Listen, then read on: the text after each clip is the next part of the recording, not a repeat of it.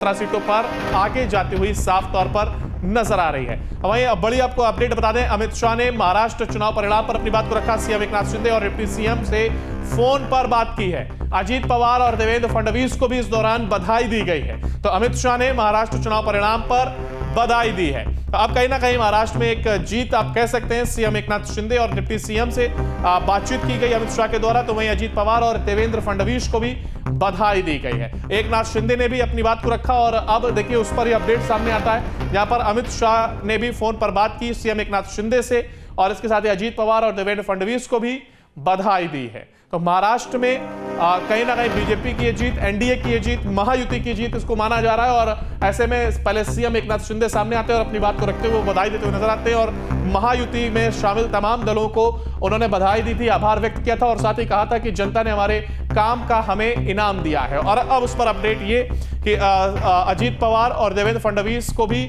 अमित शाह के द्वारा बधाई दी गई है। तो महाराष्ट्र चुनाव परिणाम पर ये अमित शाह के द्वारा बधाई दी गई। सीएम एकनाथ शिंदे और डिप्टी सीएम देवेंद्र फडणवीस को बधाई दी गई। तो वहीं अजीत पवार और देवेंद्र फडणवीस से भी बातचीत की अमित शाह ने।